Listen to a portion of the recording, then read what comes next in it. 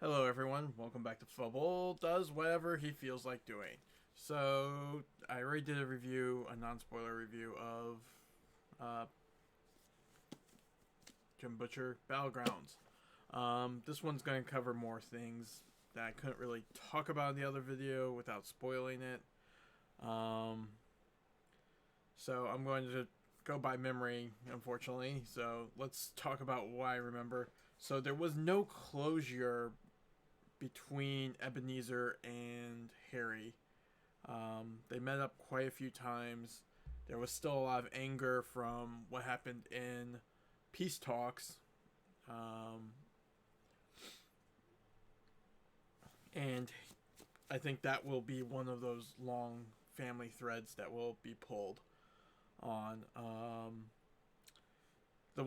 The first surprising thing that happened that I saw that happened that I really felt was like, whoa, we're now pulling out all stops in this series, was the Black Court showing up. I don't think the Black Court's really been mentioned in probably 10 books. Um, and how it was set up was it was a sub boss for a mini boss before you even got to the big boss. And the Black Court wiped the floor with the White Council, or at least the council that was sent, which was Harry, Christos, Yomisho, and oh god, what's his name? The I can't remember his name off the top of my head right now. Um, Rodriguez, or no, not Rodriguez. Oh god, I feel really stupid right now. Do do do. So, yeah. He was the warden for L.A. I just can't remember his name off the top of my head right now. But yes, what ended up happening was Harry and the warden from L.A. were survived. I think one other was severely injured, and 3 or 4 other people were killed by the Black Court, and that was just the opening shot almost. Um, and that was the first major.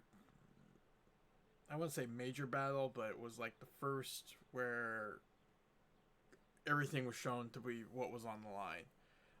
Basically, the Titan has decided to take Chicago, and it becomes a pretty heavy fight. I will say I was emotionally exhausted from reading the book because unlike, there was no moment of it's going to stop. There's a break. No, it was literally event, maybe a 3-page break, next event, next event, next event, next event. So you were literally, it was a battle. It was a firefight that went from one end of Chicago to the other. Harry is stronger in some aspects at the end of the book, but weaker in a lot of others. I felt like it was a true reset for the series, because Harry is back on his own. He does not have the support of the White Court or White Council. Um, he knows he's a throwaway for the fairy. Um, he doesn't have Thomas to help him. He realizes he is on his own again, and that has not been like that for 10 books, 11 books. Um, the White Council has totally turned its back on him. He is now persona non grata. So he's back to having almost a sword of Damocles on his head again. Which, unfortunately, when you've shown that what is supposed to be an uncorruptible organization is corrupt, usually this is what happens. I haven't gotten to the big major spoiler of Murphy's dead. It happens at about 50% of the book. I was using Kindle, so I didn't get real page count, but it was at 50%. She was killed by a human. She was killed by the internal affairs officer who got an itchy trigger finger after she killed a titan. Or not a titan, a wonderful giant. The fallout from that was Harry went semi-crazy for about 30 pages. And the only thing that stopped him was the two knights of the swords. They kept him from being basically the Winter Knight. He fully fell into the full mantle. He went batshit, and that was it.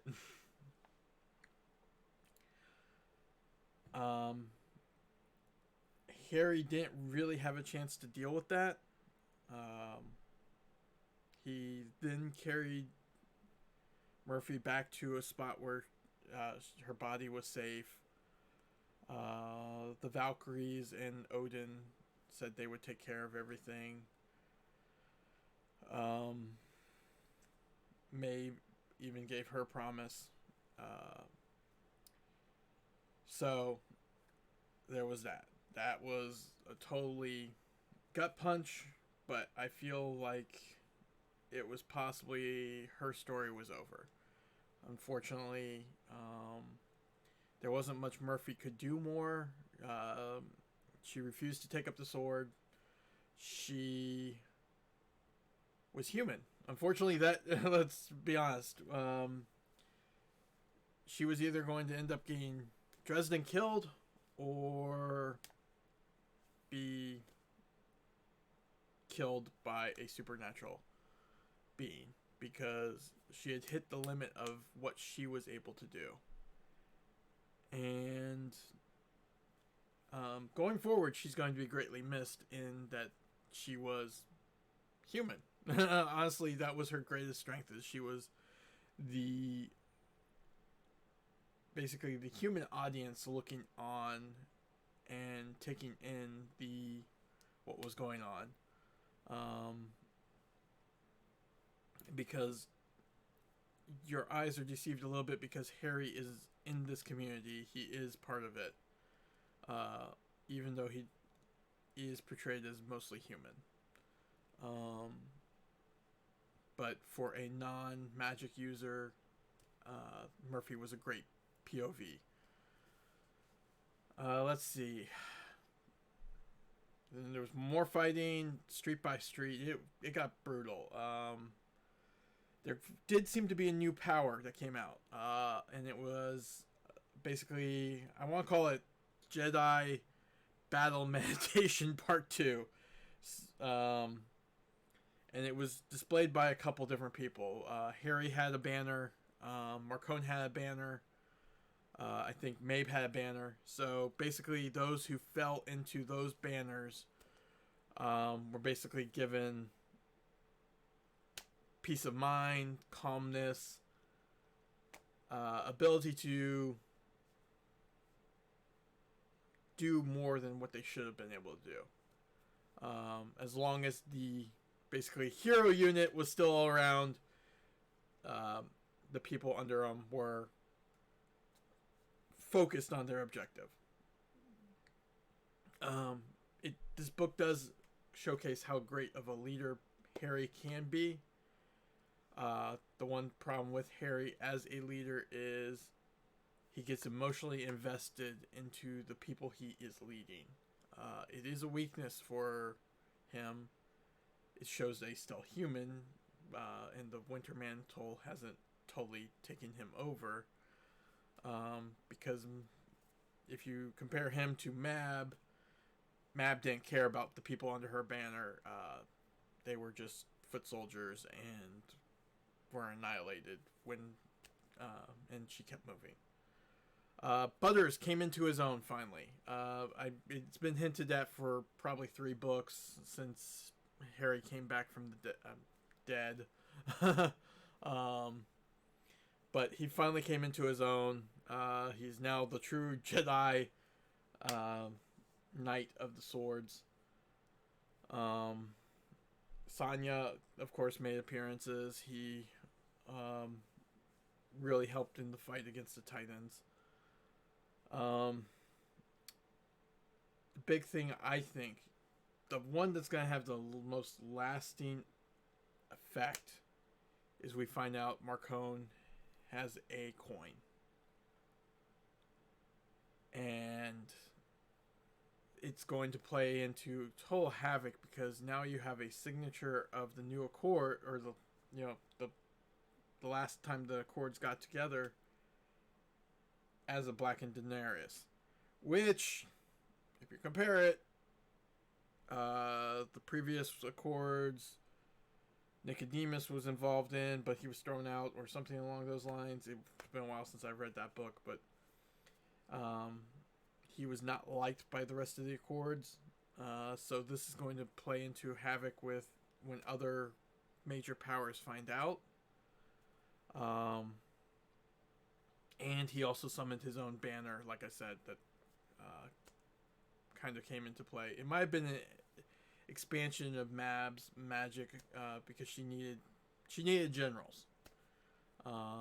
Even though Harry seemed more like a colonel and leading like a battalion versus Marcone and Mab having regiments or divisions of their own.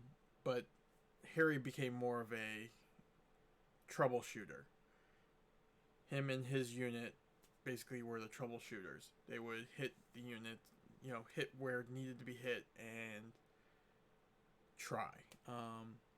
But it was very taxing on Harry because he felt each person die. He felt injuries. He felt what was happening to his troops. And it was emotionally draining for him, which, yes,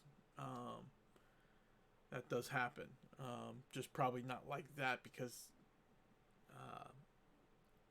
you're emotionally attached to somebody, but he was actually feeling that as they died.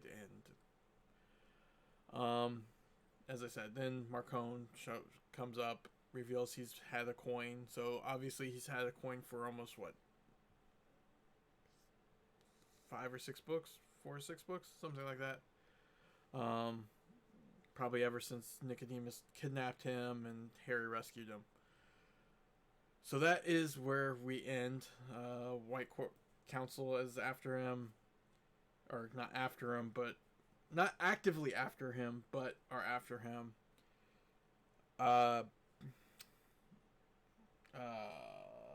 Shoot. The Native American council member said he would reveal the truth about the Starborn in 1 year. Since this all happens on the night,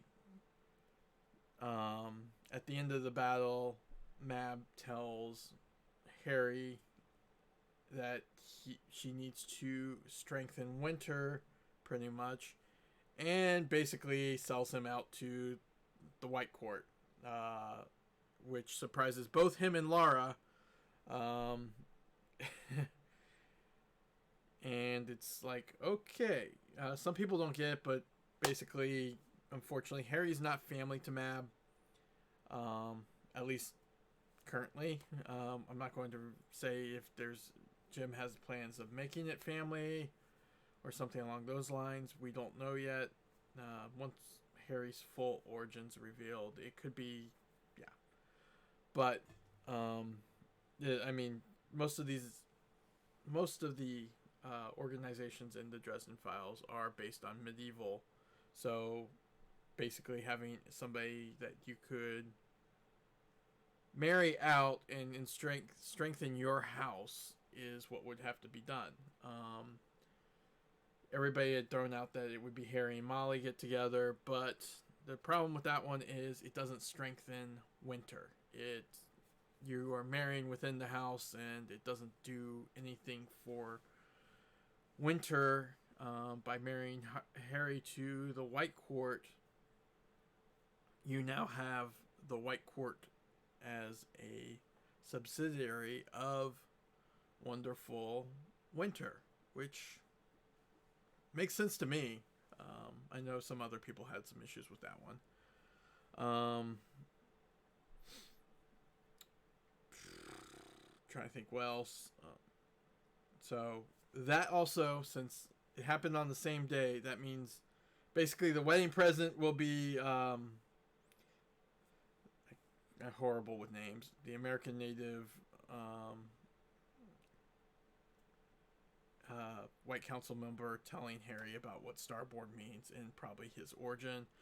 He basically said that I can't go to the council because the people who are going to I have to get the approval from are much higher. So they've been teasing this Starborn thing more and more, and it's kind of getting a little frustrating because we haven't been explained what it means. And it's one of the things that kind of throws Harry off on it too. So, but like I said, at the end of the book, basically it's a reset to Stormfront. Harry doesn't have the support of the White Council. He doesn't have Thomas. He doesn't have Murphy. He has Maggie, which is I'll get into in a few. He does have Mouse. I don't know. I think Mr. was kind of unrelated because Murphy had possession of Mr. He did regain his lab, or basically the castle. He basically got that from Marcone by saying that he defended the city and that should be his basically payment. He did get two promises, one of marriage and one of more revealed. So hopefully that shows up some, because as you know, in promises in the Dresden Files matter. He gained some new weapons, but he ended up probably emotionally and psychologically broken in some aspects, with the death of Murphy really probably hurting him. So that covers most of the book, and then it ends actually with a short story called Christmas Eve, or Christmas Day, Christmas Eve, and it basically shows him trying to be a father to Maggie, and Maggie was there sleeping. He was putting together a bike, and then Kringle shows up. They go over the rules of the Valkyrie, and basically that unfortunately, until she's forgotten about, he can't bring Murphy back. And unfortunately, with Harry's long life, that could be 500, 600 years. We don't know the upper lifespan of a wizard because most of the older ones got killed off. We know Ebenezer's 400 at least. He could be older, he could be younger, we don't know. Or much older, or we know he's at least 400. So we don't know what Harry's lifespan is. We just know it's going to be, it could be at least 200 years.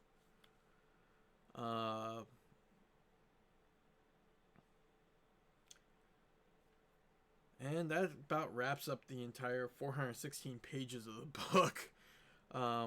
Like I said, it is one moment of action, up to a moment of action, up to a moment of action, maybe a 2 or 3 page break. Just enough where somebody catches their breath. And it's not even a full breath. It's more like, okay, that's next. Yeah, it's literally non-stop action. And all right, if you haven't already, please hit the subscribe and notification button. Thank you. Have a great one.